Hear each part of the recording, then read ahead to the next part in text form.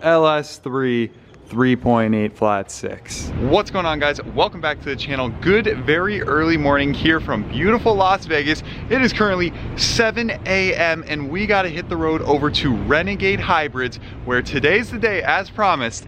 Our 997 911 finally gets the old motor dropped and possibly new plans for the beautiful V8 that's gonna go in it. So we're head over to meet up with Scott and the whole crew. And check this out, we stayed here at the Bally's for $20, taxes included. And guess what? It comes with free parking for a truck and trailer. Where do you get that on the Vegas Strip? That's right, I think we did pretty well with this one. One other note while we're up front here, something that we didn't notice and looked up kind of last night, were these headlights on the car. So definitely a different style than the OEM Porsche headlights. Looks more like the updated 991 design, so yeah, super cool. Anyway, let's get in. Give me a nice cold start on the 6.0 with the bulletproof diesel full overhaul.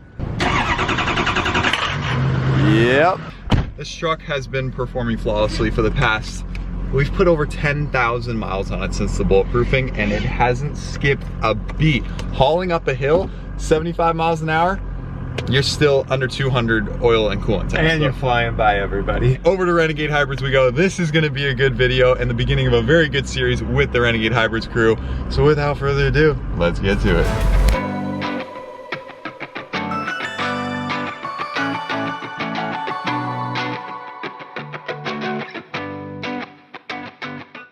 All right, there it is, Renegade Hybrids. No way all these 240s have V8s, that'd be sick. A V8 Boxster? Yeah, we're in the right spot. All right, guys, we just met with Scott and the rest of the Renegade crew. We are backing the trailer up because we are pulling it around back where they said, bring the 997 in, let's go, let's rip out that old engine and get to work. So exciting that they're excited. They've got so many projects going on, and yet every single project is, you know, special and exciting to them, and so that's the best part. He enjoyed the first look at the car, so looking forward to seeing when we get it up on the lift how it looks underneath. Definitely, there's some crazy cars back there. We got a quick glimpse, so we're gonna have to grab Scott and see if he can explain some of those shop cars, customer cars that are in right now. All right.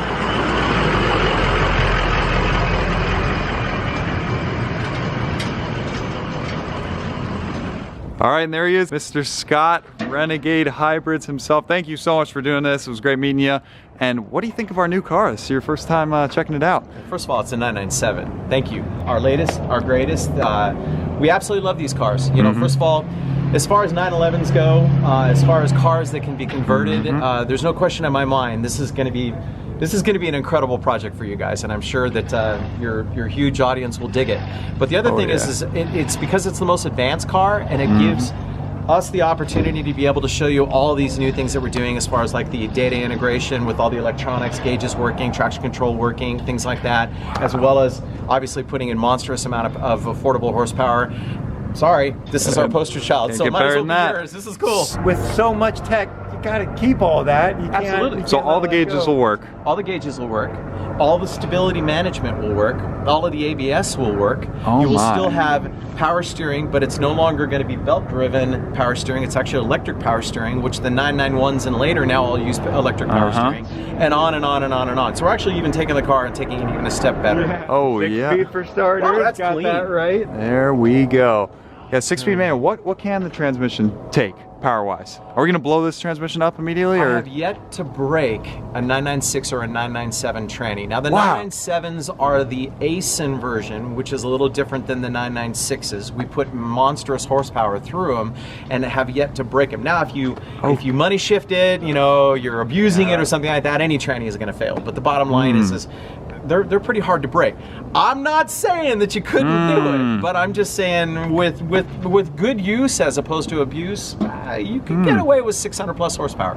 Okay, I like that. That'll do for any V8 pretty much. You can have a modded LS7, you're still that number or below. So absolutely, and especially because of the fact that anything over 600 horsepower, your clutch just turns into garbage because now you have such a grabby clutch, it's not really streetable, et cetera, et cetera, et cetera. So it's almost better that you stay at that 550, 600 horsepower range, because then you have a streetable clutch, a car you can use on a date that will smoke it. You know what I like that. I like that 500 range, because that puts us in like LS3, LS7 territory, which I think is the sweet spot. There's room for discussion there, so guys, comment down below what engine you want to see in this. We got some options, but it's going to be V8 regardless, and it's going to fit. 6.2 liters. same weight, if not maybe slightly less, 20 pounds than like compared to the 3.6 flat six. Well, we're gonna get rolling this off in just a second. So you say you can have the old motor out in couple 2-3 hours? Yeah, that's exactly right. It's not that difficult at all, which is fortunate. It's a little easier to actually get them out of the late model cars than the earlier ones. And then it's going to be put right into there on one of their lifts. Welcome to Renegade. Oh boy. Yep, we just walked through earlier and look at all these projects.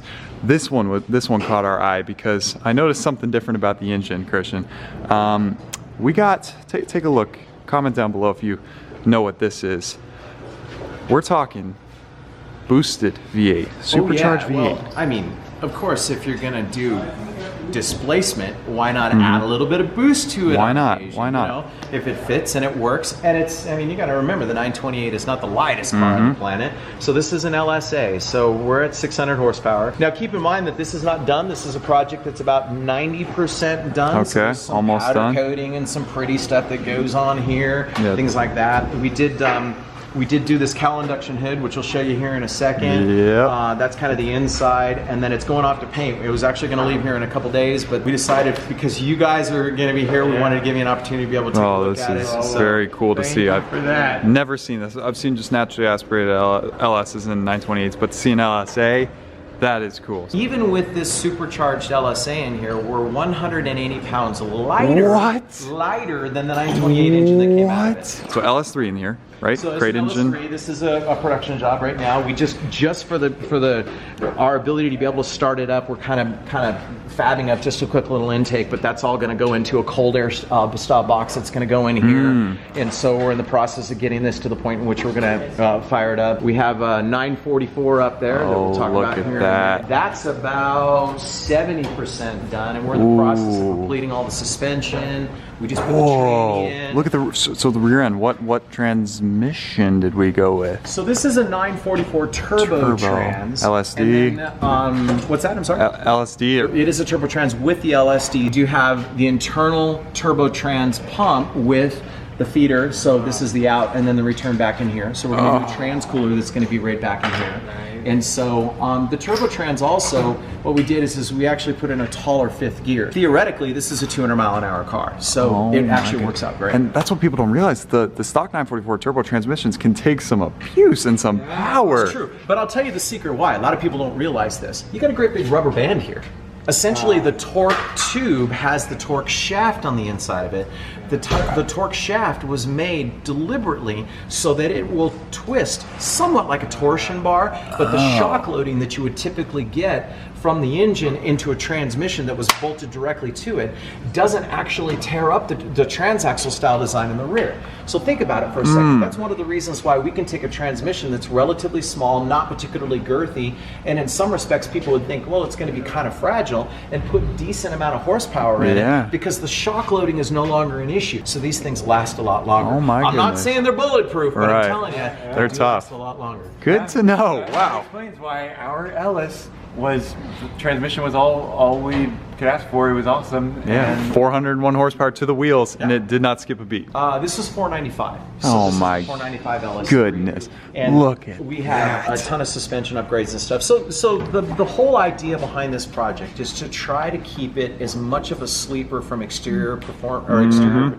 look as possible. Yeah, from right here, you just think, oh, it's an old 944. Yeah, that's exactly right. I mean, look at the old front balance, it's still got bugs on it, you know, things like that, whatever. And then what we're doing is we are in the process of essentially doing everything we possibly can underneath the exterior to give it all of the upgrades that we can possibly do. Wow. So it has dual oil coolers, which accesses air through here. Oh, look at that. And so you can see the oil cooler here. We've got a secondary oil cooler right here. trick. Obviously, we have our radiator. There's the AC condenser in front of it. So, you know, the 495 is going to deliver at least 400 horsepower at the rear wheels. Absolutely. Through the turbo trans, it'll actually be a freeway flyer as well as a really, really great track car. car, but it'll still look like a vintage 1983 944. Even the gauges, the old round gauges, the early yellow gauges, text. Yep. That's exactly right. That's what it is. The yellow kind of gross looking gauges. We're keeping those in there because honestly, they have the appeal of the 83 944. What are you gonna do with brakes? So we do have a brake upgrade going on this. It's actually going to start to be installed later on today. So it's 996 size rotors and calipers. Because 83 brakes will not keep up with this kind of power, but you're doing the whole package. And what is this? A Lotus? So we have a Lotus in here. Yes, we do Lotus conversions. This is the V8 that's going in it. Oh and my. So got another LS3? Three for three? Absolutely. All right. LS3. They're a favorite for a reason. They're great engines. So this fits, or does it fit, or does it need some loving? Believe it or not, the Lotus engine bay is gigantic. I mean, you could put a small schoolyard filled with children on the inside of the engine bay. It's incredible. Wow. And as opposed to using any of the weak links that the Lotus has, we're actually doing the Boxster S 6-speed Transaxle, which is something we've worked with and have been putting into all of the Boxster S's, of course, and now the 914. So why not put it in here? I could see it from here. Stand right here. Look at how much room is in this thing. Oh yeah, that'll fit. I mean, it's huge. You could probably put a V12 in there if you wanted to. Probably. Wow. It's pretty outstanding. We got a couple Mercedes V12s. You can have one. Take the engine out. Wow, look at that. So what year is the car from? 90s or something? 99. 99. So this is already a V8 car. Just horribly unreliable. Yeah, that's exactly right. And actually, you want to see? That's what came out of it. No way. I've heard that they're not the best reliability wise, so an LS V8 makes a lot of sense. That engine is heavy, and doing the LS swap, lighter engine, more reliable transaxle, 6-speed cable shifted, really nice, comfortable versus the old clunky box that they had before. Great horsepower capability, so 600 horsepower, no problem at all. The engine that we're putting in there is another one of the LS3 495s. I absolutely love these engines. They're just great. GM performance, great warranty. They support us really well. As far as I'm concerned, it's one of the best engines out there for doing these conversions. Absolutely. Sure, could you go more? Absolutely. Can you get it to grip to the pavement? You know, depending on the car, the 495 is where you really want to be, in my opinion. That's that sweet spot. It works great. It is the sweet spot. Okay, that's the name of the game. Reliability, lighter weight, more power. And welcome to Renegade, right? And that is what they do here all day, every day. How many swaps do you think you've done? How many years have you been in business? So we're in our 36th year. Oh my. And we've been in this location now for 22 years. Dozens of swaps? Hundreds of swaps? How many have you done? Okay, without too big of a chip on my shoulder, we probably eclipsed at least 1,000 swaps. No way! Jeez. And we probably did that 10 years ago. Wow, that's incredible. Let's get pulling our car in. You ready for this? We'll get the guys. We'll get these out. Ours in. All right, Christian, 928. LSA startup.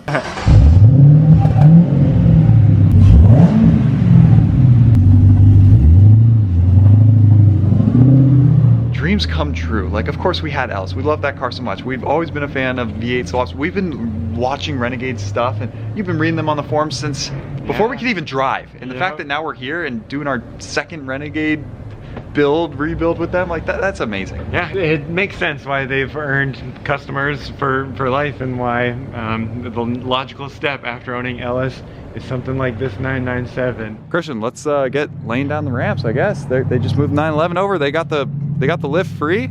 This is happening. Victory! All right.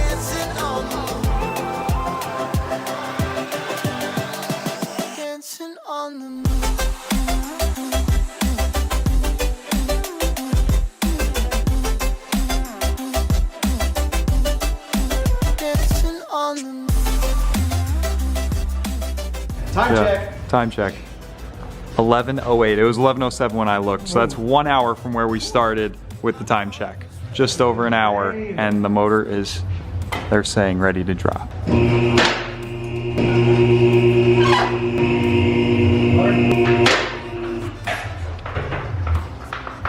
Amazing. Would you rather have this? Or would you rather have this? Wow, side by side.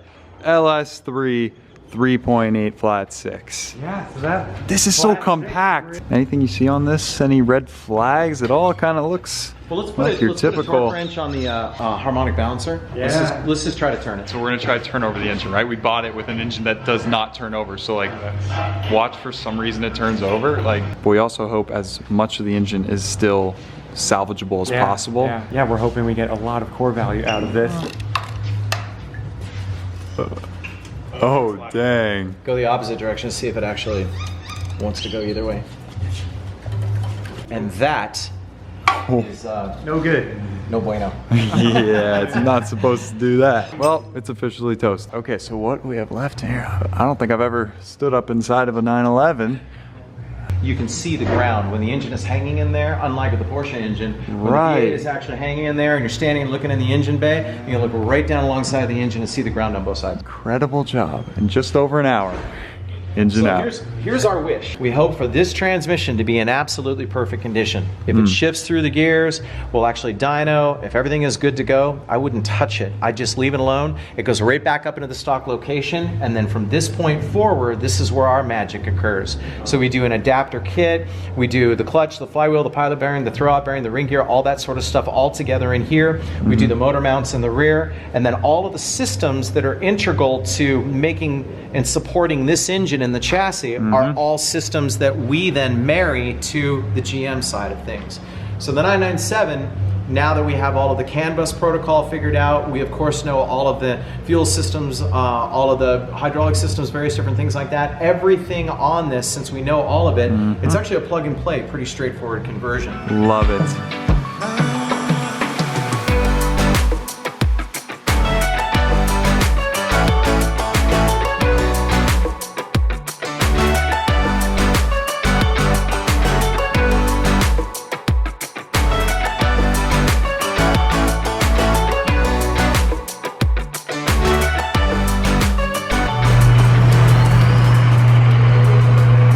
Just like that, guys, 5 hours later, we are back at the hangar. We got the car there. We got to make some room for it. That gives us the opportunity to do 2 V12 cold starts. Twin turbo V12. Silent. Pretty quiet too.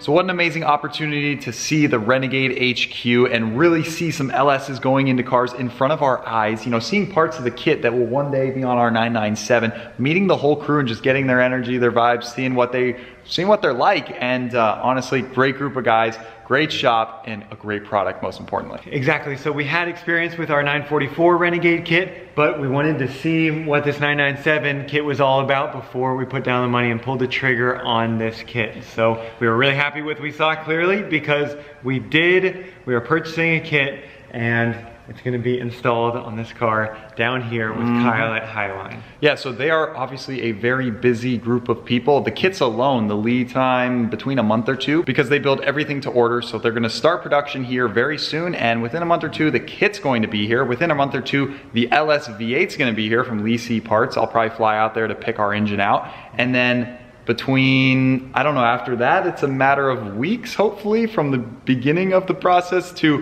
hopefully a first start and a first drive. And being that it's down there at Kyle's, we're gonna be able to, you know, drive there all the time, get updates, and probably wrench on it a little bit ourselves. You know, we wanna help, but we need the assistance of a shop that has, you know, all the tools, the lifts, the expertise. They're excited to get started on it too. Now, while it would have been awesome to leave the car there at Renegade HQ, where they have done numerous of these swaps, probably could do it with their eyes closed, they have so many customers who have their projects waiting to be worked on, and so their lead time, they said close to a year. Close to a year. We are just so excited, maybe a little impatient. We want to get started on this right away, continue this series, and crank out video after video for you all. So I hope you guys appreciate that. We're not making you wait a year for it to begin. We're doing it right now with the help of Kyle and the whole team. And that's basically what they do, guys. The main part of their business is supplying kits to people, DIYers, and shops around the world. You know, they happen to do some installs there if you want, but there's a lead time, you know, they're in high demand.